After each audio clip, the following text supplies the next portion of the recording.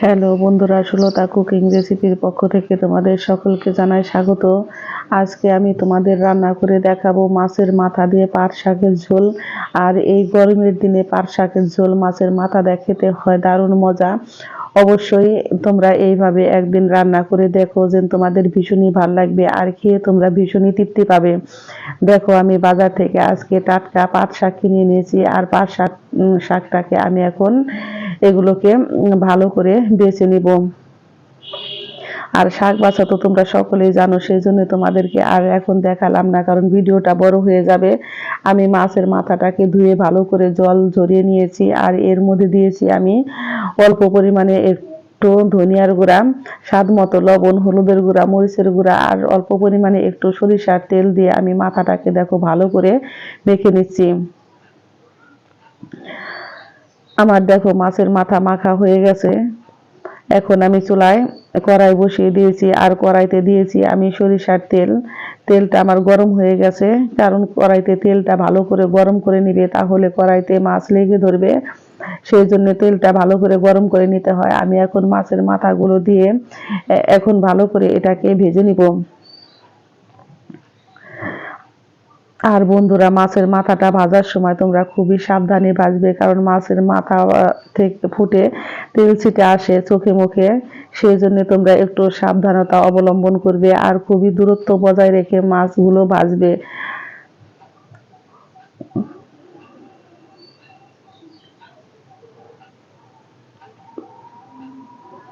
আমি মাছগুলোকে এখন এপিট ওপিট উল্টে ভালো করে ভেজে নিব। আর মাছগুলো যেহেতু তেল ছিটতেছে, সেই জন্য দেখো আমি একটা ঢাকনা দিয়ে ঢেকে মাছগুলোকে এখন আমি ভালো করে ভেজে নিব। আর যখন মাছটাকে আমি চুলাই থেকে তুলে নিব, তখন দেখো গ্যাসটাকে আমি বন্ধ করে দিয়েছি। এখন ঢাকনাটা তুলে আমি মাছটাকে উঠিয়ে নিয়েছি। আর মাছ ভাজা তেলেই দেখো আমি দিয়েছি আমি 2টা শুকনা লঙ্কা আর দিয়েছি হাফ চামচ কালো জিরে। এখন আমি এর মধ্যে দিয়েছি পেঁয়াজ কুচি। আর পেঁয়াজ কুচিটা এই শাকের মধ্যে একটু বেশি দিলে ভালোই লাগে, সেই জন্য আমি একটু বেশি পরিমাণে পেঁয়াজ কুচি দিয়েছি। আর এর মধ্যে দিয়েছি আমি বড় একটা রসুন কুচি। এখন সমস্ত উপকরণ দিয়ে দেখো আমি এটাকে একটু ভালো করে ভেজে নিব। আর এর মধ্যে দিয়েছি আমি 8-10টা কাঁচা লঙ্কা কুচি। এখন সমস্ত উপকরণ দিয়ে দেখো আমি এখন ভালো করে এটাকে ভেজে নিব, কারণ এটাকে খুব বেশি লাল লাল করে ভাজার দরকার নাই। শাকের মধ্যে তো একটু মিডিয়াম সাইজের ভাজা হলেই তোমাদের হয়ে যাবে। এখন আমি এর মধ্যে দিয়েছি হাফ চা চামচ পরিমাণে লবণ। আর শাকের মধ্যে অবশ্যই লবণটা তোমরা বুঝে দিবে, কারণ শাকের মধ্যে বেশি লবণ দিলে শাক খেতে ভালো লাগে না, লবণ বেশি লাগে। আর শাক তো পরে দেখা যায় আগে অনেক, কিন্তু শাক রান্না করার পরে একদম অল্প হয়ে যায়, সেই জন্য তোমরা শাকটা একটু বুঝে দিবে। আমার দেখো পেঁয়াজটা ভাজা হয়ে গেছে। এখন আমি এর মধ্যে দিয়ে দিব ধুয়ে রাখা শাকগুলো। আর শাকগুলোকে আমি ভালো করে ধুয়ে নিয়েছি অন্ততপক্ষে 10 থেকে 12 বার, কারণ শাকের মধ্যে প্রচুর পরিমাণে বালো থাকে। তোমরা শাকটাকে অবশ্যই ভালো করে ধুবে। আর শাকটাকে দেখো আমি কুচিও করি নেই, ছিঁড়িও নেই, এইভাবে দিলে এখন তো একদম কুচি নরম শাক, এটাকে এইভাবে এখন খেতে বেশি ভালো লাগে। আর তোমরা যদি কেউ মিহি করে কুচি করে দিতে চাও তাহলে দিতে পারবে। আমি এখন মাছের মাথাটাও দিয়েছি। এখন শাকগুলো দিয়ে আমি এটাকে এখন অনবরত নেড়ে চেড়ে নিব। এই রান্নাটা করতে বন্ধুরা বেশি সময় লাগে না, খুবই অল্প সময় রান্না হয়ে যায়, কিন্তু খেতে হয় এটা ভীষণই মজা।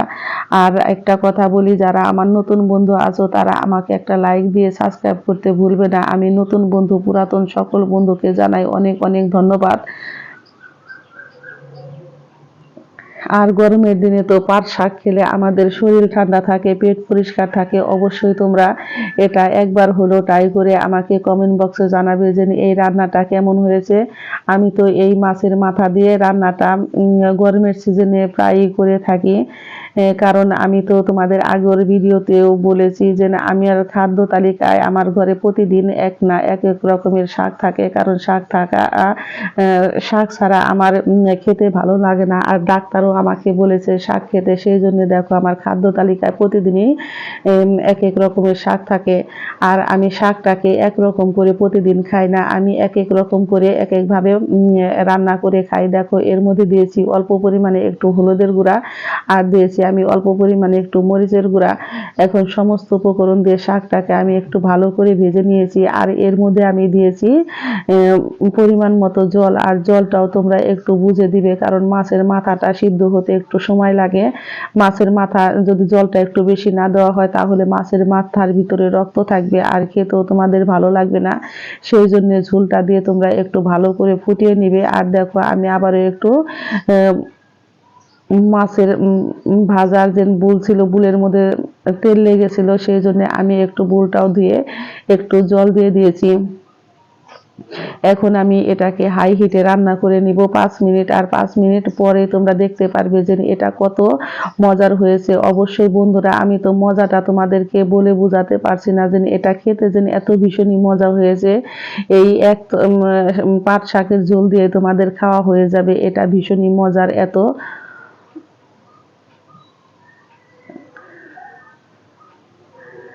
আর আমাদের তো মাছের মাথা ঘরে সব সময় থাকে কম বেশি, মাছের মাথা এমনি খেতেও বেশি ভালো লাগে না। অবশ্যই তোমরা এইভাবে পাট শাক দিয়ে রান্না করে খেয়ে আমাকে